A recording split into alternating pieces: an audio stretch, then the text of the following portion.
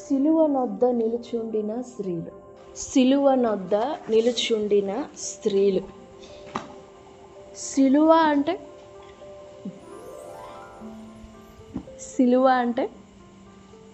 సరే ఇంకొంచెంగా సిలువ మరణం. త్వరగా లేవాలి, అడుగుచు. సిలువ మరణం అంటే గౌరవప్రదమైన మరణమా, అవమానకరమైన మరణమా, శపితమైన మరణమా, శాపగ్రస్తమైన మరణమా? సిలువ మరణం అంటే సిలువ మరణం శాపగ్రస్తమైన మరణం. కొయ్యకు వ్రేలాడదీయబడడం అనేది, మ్రానున వ్రేలాడదీయబడువాడు శాపగ్రస్తుడు. అప్పుడు ఆ మరణం, యేసు ప్రభు వారు పొందిన మరణం ఎలాంటిది? శాపగ్రస్తమైన మరణం. అప్పుడు శాపగ్రస్తమైన మరణం పొందుతుండగా ఆ సిలువ ఎదుట నిలుచుండు వారు ఎవరై ఉంటారో? నేను చెప్పే మాట మీకు ఊహకు వస్తుందా? యేసుప్రభు వారు సిలువ మీద వేలాడుతూ ఉన్నారు. ఇక్కడ సిలువ నొద్ద కొందరు, ఎవరు వాళ్ళు? పురుషులా స్త్రీలా? బాగా గట్టిగానే చెప్పాలి. ఎవరు వాళ్ళు? స్త్రీలే. ఇప్పుడు ఆయన పొందిన మరణము శాపగ్రస్తమైన మరణమైనప్పుడు ఆ శాపగ్రస్తమైన మరణం ఎదుట నిల్చుండిన వారు ఏం అంగీకరిస్తున్నారు?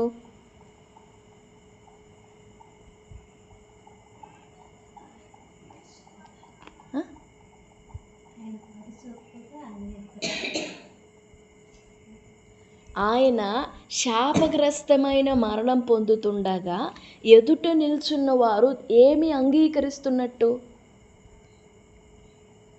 ఆయన శాపగ్రస్తమును అంటే ఆయన శాప మరణాన్ని, ఇంకా చెప్పాలంటే శాపగ్రస్తమైన మరణాన్ని అంగీకరించుచున్నట్లు. అక్కడ మత్తయి, మార్కు, లూకా, యోహాను సువార్తల్లో చూసినప్పుడు చాలామంది స్త్రీలు ఉన్నారు. ప్రభు మరణ గడియలలో, తండ్రి నీ చేతికి నా ఆత్మను అప్పగిస్తున్నాను అని అప్పగించినప్పుడు నిలబడింది స్త్రీలే.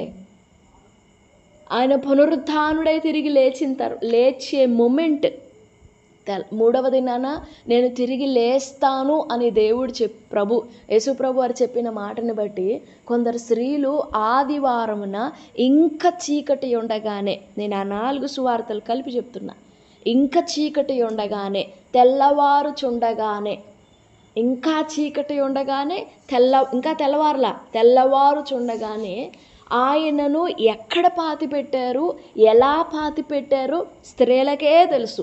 ఎందుకు అనంటే ఆయన మరణించినప్పుడు వారు సిలువ యొద్దనే ఉన్నారు. సిలువ నొద్దనే ఉండి చీకటి పడుతున్న సమయంలో ధనవంతుడైన అరిమతయి యోసేపు పిలాతు దగ్గరికి వెళ్ళి, అయ్యా ఆయన మరణించాడు, ఆయన దేహాన్ని మేము తీసుకొని పోయి సమాధి చేసుకోవచ్చా అని పర్మిషన్ అడిగితే అప్పుడు పిలాతు ఆశ్చర్యపోతాడు. నీతిమంతుడా కదా ఆయన అంత త్వరగా ఎలా చనిపోయాడు అని ఆశ్చర్యపోయి, సరే ఈ మాట ఎవరికి తెలియనివ్వద్దు అని చెప్పేసి, ఒకవేళ పరిసయ్యులు సద్దూకయ్యులు ఒకవేళ చూస్తే, ఆ శాస్త్రోపదేశకుల ఆ గుంపు చూస్తే ఆ దేహాన్ని కూడా విశ్రాంతిగా బతకనీరని చెప్పేసి రహస్యంగా పర్మిషన్ ఇస్తాడు. ఎవరు? పిలాతు రహస్యంగా పర్మిషన్ ఇస్తే అప్పుడు అరిమతయి యోసేపు, ఇందాక చదివాం, 150 సేర్ల అగరు అంటే గంధవర్గములు, సుగంధ ద్రవ్యములు అన్నీ తీసుకొచ్చి తన కోసం రాతితో అరిమతయి యోసేపు తన కోసం తొలిపించుకున్న సమాధిలో పెడతాడు. లోపలికి తీసుకొని పోయి తన కొరకు తొలిపించుకున్న సమాధిలో లోపల మళ్ళీ ఒక రాతి బండ ఉంటుంది. ఆ బండ మీద ప్రభువు దేహాన్ని పెడతారు. ఆయన ఎక్కడ పాతి పెట్టారో వీళ్ళకి గుర్తుంది కాబట్టి ఎంత కటిక చీకటిలోనైనా కానీ వెళ్ళి ప్రభుని చూడగలరు. మిగిలిన శిష్యులకి అంత టైం లేదు, అంత ఇంపార్టెన్స్ లేదు, పారిపోయారు పొలోమని. వాళ్ళు సిలువ నొద్ద నిలుచుండి చూశారు కాబట్టి తెల్లవారగానే ఆయన వెతుక్కుంటూ వెళ్ళారు. ఫస్ట్ మహిమాదేహంతో ప్రభు లేవగా ఖాళీ సమాధిని చూసింది ఎవరు? స్త్రీలు. ఇందాక యోహాను సువార్త 19వ అధ్యాయంలో మనం చదివాం కదా, స్త్రీలందరినీ పక్కన పెడితే 5:26లో యేసు తల్లి అయిన మరియయు సిలువ నొద్ద నిలుచుండింది. ఆ రెండింటిని సమరైజ్ చేస్తే యేసు తల్లి అయిన మరియ సిలువ నొద్ద నిలుచుంది. జస్ట్ నేను ఒక చిన్న ఆలోచన మీ మనసులో పెడతాను, దాన్ని ఆలోచన చేయండి. దాన్ని బాగా మీ మనసును పట్టుకొననివ్వండి, ఆలోచనని నింపుకోండి. యేసు తల్లి సిలువ నొద్ద నిల్చుని ఏం చేస్తుంది? ఎందుకు నిల్చుండింది? కారణం ఏంటి? ఎందుకు నిల్చోవాలి? నిల్చొని ఆమె ఏం చేస్తుంది? బాగా ఆలోచన చేయండి. యేసు తల్లి సిలువ నొద్ద నిల్చుండి కన్న బిడ్డ చావుని ఎవరైనా కళ్ళారా చూడాలని ఆశపడతారా? మరి ఈమె ఎందుకు నిల్చుండింది? ఆమె ఏం చూస్తుంది సిలువ దగ్గర? ఆమె ఏం అర్థం చేసుకుంటుంది సిలువ దగ్గర? సిలువ వేయబడుతున్న ప్రభువుని చూసి ఆమె ఏం ఆలోచన చేస్తుంది? నా మాట అర్థమవుతుందా? ఆ ప్రశ్నని మీరు బాగా ఆలోచన చేయండి. ఎందుకు ఆ ప్రశ్న చాలా బాధాకరంగా కనపడుతుంది. ఎందుకు నించుండింది ఆమె? ఏం చూస్తుంది ఆమె? కొడుకు మరణాన్ని చూస్తుందా? ప్రభు మరణాన్ని చూస్తుందా? సర్వలోక మానవాళి కొరకు వధింపబడుతున్న గొర్రెపిల్లని చూస్తుందా? ఆమె బాధపడుతుంది, క్రిస్టల్ క్లియర్ అది. కానీ ఎందుకు నించుండింది ఆమె సిలువ దగ్గర? ఒక స్త్రీగా ఆమె ఒక స్త్రీగా, మనం స్త్రీలముగా ఆమె ఎందుకు నిల్చుండిందో ఆలోచన చేద్దాం. సిలువ నొద్ద నిలుచుండడం. పేతురు పత్రికలో ఉంటుంది, దేవుణ్ణి ఆశ్రయించిన పరిశుద్ధ స్త్రీల వలె. దేవుణ్ణి ఆశ్రయించిన క్రైస్తవ స్త్రీలలో చాలా కేటగిరీస్ ఉన్నాయి. దేవుని నమ్ముకున్నామని చెప్పుకుంటారు స్త్రీలు, పైకి భక్తి కల వేషం వేసుకుంటారు స్త్రీలు, లేదా దేవుణ్ణి ఆశ్రయిస్తారు. కానీ పరిశుద్ధ స్త్రీలు చాలా తక్కువ. పరిశుద్ధ స్త్రీలు చాలా అరుదు. సరే, మరియా ఎందుకు నిల్చుండింది? ఆలోచన చేయండి. మీ మనసుకు ఏం తడుతుంది? ఆమె ఎందుకు నిల్చుంది అని మీకు ఆలోచన వస్తుంది. ప్రభు ఎలా మరణిస్తున్నారు? ఓకే, ఎందుకు మరణిస్తున్నారో తెలుసు. ఆయన తప్పకుండా మరణించాలి అని కూడా తెలుసు. తప్పకుండా ఆయన కన్ను మూయాల్సిందే, వధింపబడాల్సిందే, అది తెలుసు. ఇంకేం చూస్తుంది ఆమె సిలువలో? పరిశుద్ధ స్త్రీ ఖచ్చితముగా సిలువ నొద్ద నిలుచుండాలి. ప్రభుని ఆశ్రయించిన స్త్రీ తప్పకుండా ఖచ్చితంగా సిలువ నొద్ద, ప్రతిదినం సిలువ నొద్ద నిల్చుండాల్సిందే. Once we fail to stand before that throne, before that cross, then we fail to be a holy woman. పరిశుద్ధ స్త్రీలముగా తప్పిపోతాము. సిలువ నొద్ద ప్రతిదినం నిల్చుండాల్సిందే. సిలువ నొద్ద నిలుచుండుట ఏంటి? సిలువను మోయడం అని విన్నాం ఇంతవరకు. ప్రతిదినం అనుదినం తన సిలువను ఎత్తుకొని నన్ను వెంబడించాలి, తను ఉపేక్షించుకొని నన్ను వెంబడించాలని ప్రభు మాట్లాడుతూ వచ్చారు. మరి సిలువ నొద్ద నిలుచుండడం అంటే ఏంటి? What does that mean? How do we stand before the cross? చాలామంది నేను సరాసరి సింహాసనం ఎదుట నిల్చున్నట్టుగా నాకు కల వచ్చింది, లేదా దర్శనం వచ్చింది అని చెప్తారు. రైటే, దట్స్ నాట్ రాంగ్, అది తప్పని నేను అనట్లేదు. కానీ సిలువ నొద్ద నిలుచున్న దర్శనాలు ఉన్నాయా? వాక్యానుసారంగా ఆలోచన చేస్తే సింహాసనం ఎదుట నిలబడడానికి వెళ్ళే ముందు ఈ సిలువ దగ్గర నిలుచున్న అనుభవం పొంది ఆ తర్వాత అక్కడికి వెళ్ళాలి. అపోస్తలుల కార్యములు 7వ అధ్యాయం చూడండి, 58వ వచనం. సౌలు అతని చావునకు సమ్మతించాను. 58 2వ లైన్లో చూడండి, సాక్షులు సౌలు అను ఒక యవనుని పాదముల యొద్ద తమ వస్త్రములు, సాక్ష్యంగా అన్నమాట, మేము దీనికి బాధ్యులము. అందరూ ఏకముగా పెద్దగా కేకలు వేసుకుంటూ, ఆ సమూహంగా గుంపు పెద్దగా కేకలు వేసుకుంటూ వాళ్ళ చెవులు మూసుకొని కేకలు వేస్తూ స్టెఫనుని ఊరు వెలుపలికి తరిమి రాళ్లతో కొట్టి చంపి వారి వస్త్రాలు తీసి సౌలు పాదాల దగ్గర పెట్టారు. చంపిన వారి వస్త్రాలు సౌలు పాదముల దగ్గర పెట్టారు. సౌలు స్టెఫను చావునకు సమ్మతించాడు. అంటే అర్థమైందా మీకు?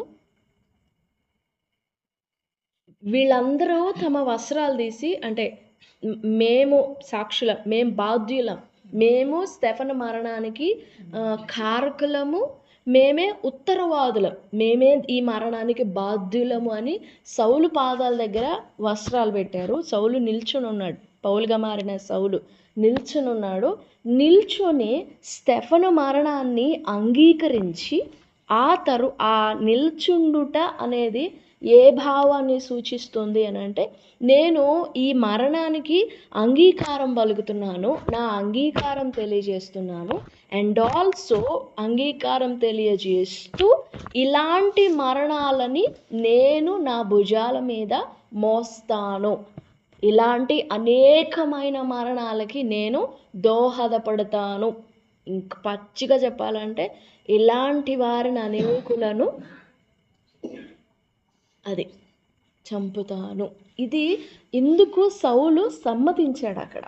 ఇప్పుడు ఈ మరియ భాగంలోనికి వచ్చినప్పుడు, ఎందుకు మరియ యేసు ప్రభువారి పాదముల యొద్ద నిలుచుండింది అని అంటే చాలా కారణాలు ఉన్నాయి. బట్ వాటన్నింటిలో కూడా ఒక్క మాట ఏంటంటే, ఆమె ప్రభు బాధ్యత తన మీద వేసుకుండింది.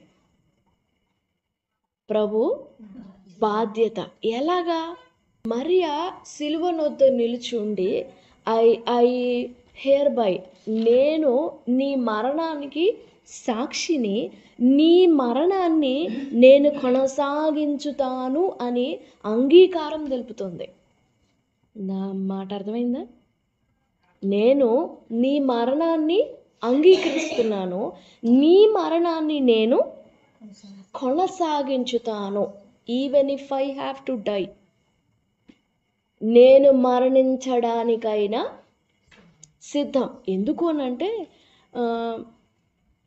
ప్రభుతో ఉండిన వాళ్ళనే చంపేస్తున్నప్పుడు, ప్రభుతో ఉండిన వాళ్ళనే చంపేస్తున్నప్పుడు మరి తల్లి వదిలేస్తారా? నీ కొడుకు ఎంత నూరు పోసావో అని అనరా? నీ తల్లికి నీ కొడుకు ఎట్లా నేర్పుకున్నావో అని అనరా? మరి ఆమె అంత ధైర్యంగా ఎలా నిలబడగలదు మరణం దగ్గర? పారిపోవాలి కదా అక్కడి నుంచి. కానీ యేసు ప్రభు వారిని తన శరీర బంధమైన కుమారునిగా చూడట్లేదు, ఎప్పటికీ చూడదు ఆమె. ఎందుకనంటే గర్భంలో ఉండినప్పుడే నా ప్రభువు అని పలుకుతుంది, నా ప్రభువు అని మాట్లాడుతుంది మరియా. ఇప్పుడు ఎదుటిగా నిలువెత్తు రూపంలో కనపడుతున్నప్పుడు నా కొడుకా అని అంటదా? అందు, నా ప్రభువనే అంటుంది. మరియా సిలువ నొద్దు నిలుచుండినప్పుడు యేసు ప్రభు వారి మరణాన్ని, తల్లిని కాబట్టి నీ బాధలో నేను కొంచెం షేర్ చేసుకోవాలి అనే ఆలోచన కాదు. నేను సిలువ మరణానికి, ప్రభు మరణానికి, నా కుమారుని మరణానికి నేను అంగీకరిస్తున్నాను, ఆ మరణాన్ని నేను కొనసాగిస్తాను. That's my responsibility. నేను దాన్ని ఒక బాధ్యతగా తీసుకుంటాను. I will continue it. నేను దాన్ని బాధ్యతగా తీసుకుంటాను అందుకే యేసు ప్రభు వారు ఆ క్రింద వచనంలో యోహాను చూపించి, యోహానుకు మరియను చూపించి, తన తల్లి అయిన మరియను చూపించి, యోహాను ఇదిగో నీ తల్లి, అమ్మని తల్లిని చూసి, అమ్మా ఇదిగో నీ కుమారుడు, నువ్వు ఒంటరిగా ఉండకూడదు. అప్పటికి యోహానికి తల్లి లేదా? సలోమి, జెబెదయి సలోమి. ఆమె బాధ్యతని తల మీద వేసుకుంది. నేను ప్రభు మరణాన్ని కొనసాగించాలి. నేను అది ఎంత శుద్ధమైన ఆలోచన ఆలోచించండి. మనం ఏమనుకుంటాం? కుటుంబ పేరుని కొనసాగించాలి అంటారు, వంశాన్ని. మరి మరణాన్ని ఏం ఇంకా అంత ఎత్తులోకి ఎదగలేదా మనం? నీ బిడ్డలకి చెప్తావా నువ్వు మరణాన్ని కొనసాగించాలమ్మా అని? పోనీ నీ మనసుకు చెప్పుకుంటావా నువ్వు మరణించాలి అని? ఎప్పుడో ఎప్పుడో వచ్చే మరణానికి భయపడిపోతాం మనం. కానీ మరణాన్ని కొనసాగించేది ఎప్పుడు మనం? ఇంకా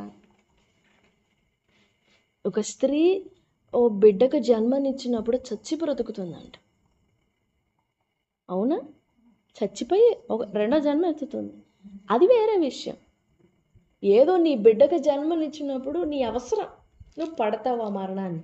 మరి ప్రభు కోసం, నీకోసం, నిన్ను ప్రేమించి నీకోసం ప్రాణం పెట్టిన ప్రభు కోసం నువ్వు ఎంత మరణం అనుభవిస్తావు? నా మాటలు జాగ్రత్తగా అర్థం చేసుకోండి. ప్రభు మరణాన్ని కొనసాగించు ప్రేమ, కొనసాగించే బాధ్యత మనలో ఎప్పుడు నింపబడాలి? నేను ప్రభు కోసం మరణించడానికైనా సిద్ధమే అన్న ఆలోచన, అన్న ఆ త్యాగం మనకి ఎప్పుడు రావాలి? జాన్ యాలన్ చో ఎన్ని సంవత్సరాలు?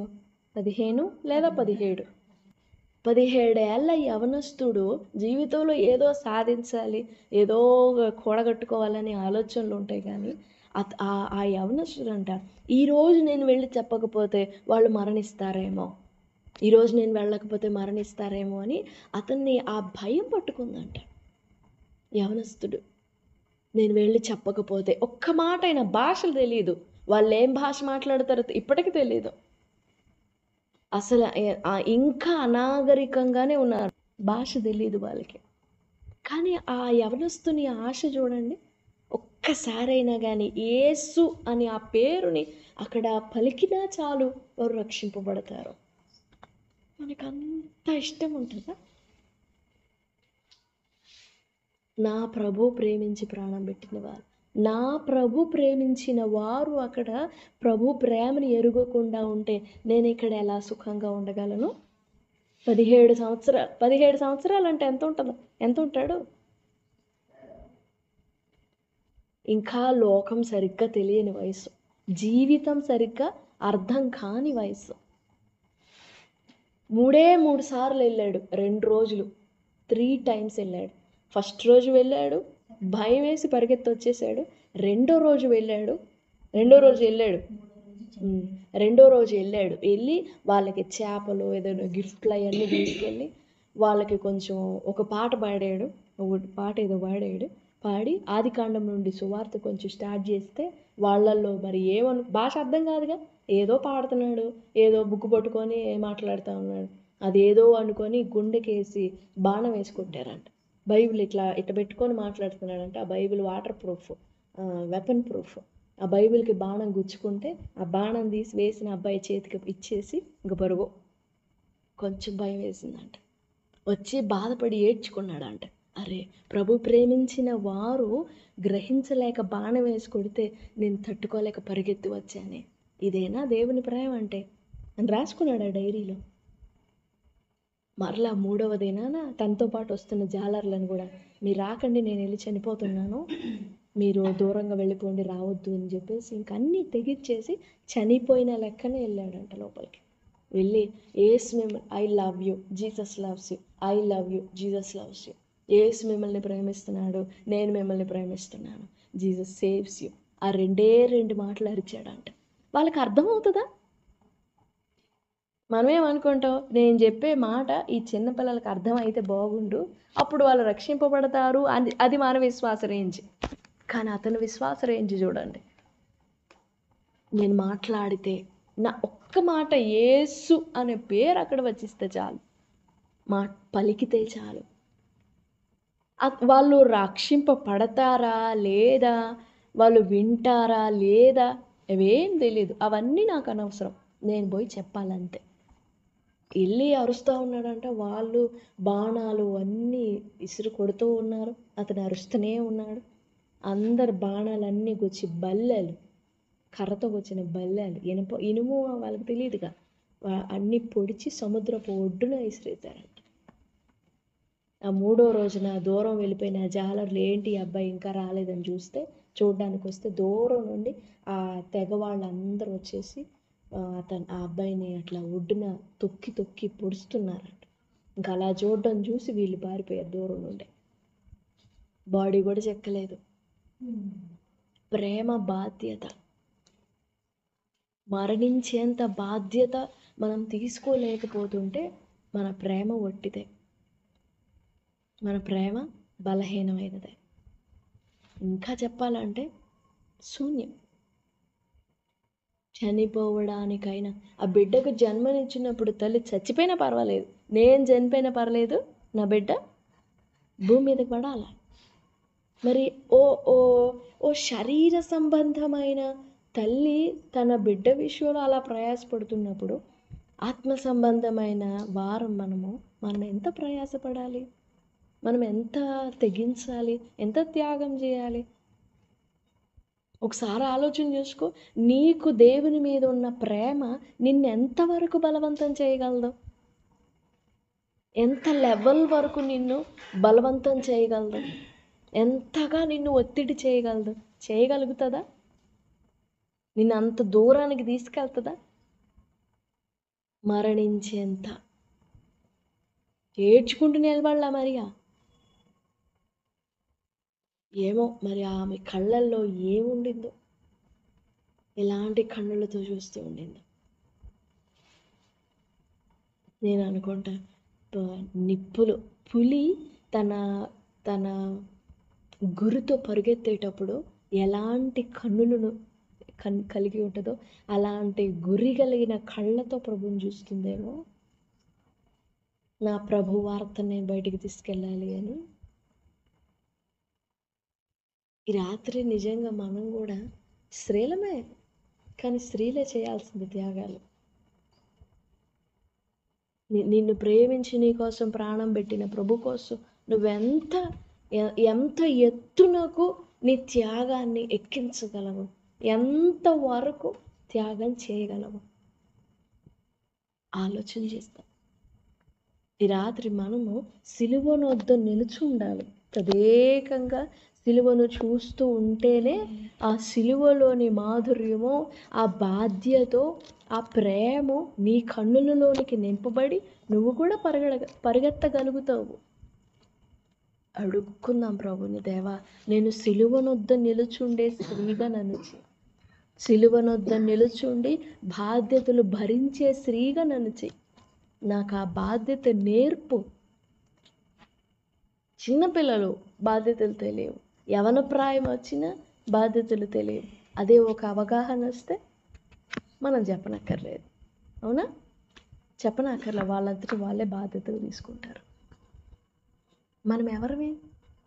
పసిపిల్లలమా, యవనస్తులమా?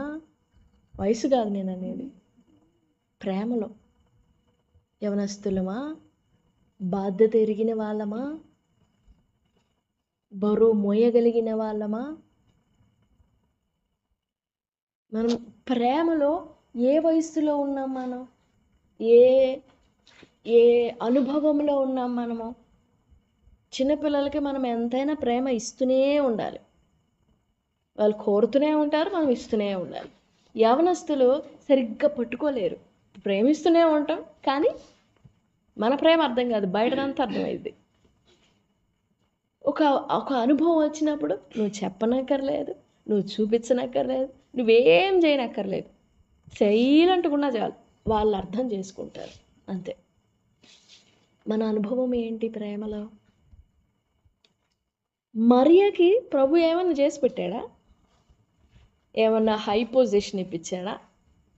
ఏమన్నా దీవెనలు, ఆర్భాటాలు, భవంతులు, భవనాలు, అధికారాలు ఏమన్నా ఉన్నాయా? ఏం లేవు. కానీ ఈమె తీసుకుంది మరణ బాధ్యత. ఏం బాధ్యత? అది జాగ్రత్తగా మీ మనసులో నాటనివ్వండి. సిలువనొద్ద నిలుచున్న బాధ్యత. అందరు నిల్చోలేరు. కానీ నిల్చున్న వ్యక్తి తప్పకుండా మరణ బాధ్యతని పొందుతాడు. సిలువను చూసి పారిపోవద్దు, సిలువ ప్రేమ అనుభవించి పారిపోవద్దు, కానీ బాధ్యత తీసుకుందాం. ప్రభుని వేడుకుందాం, ప్రభువా నాకు ఆ బాధ్యత ఇవ్వండి, నాకు నేర్పండి, ఆ గ్రహింపు నాకు ఇవ్వండి అని ప్రభు సన్నిధిలో వేడుకుందాం. ప్రభు మనకు సహాయపడతారు. దేవుడి మాటలన్నీ మన వినికిల్లో దీవించునుగాక. ఆమేన్. ఆమేన్.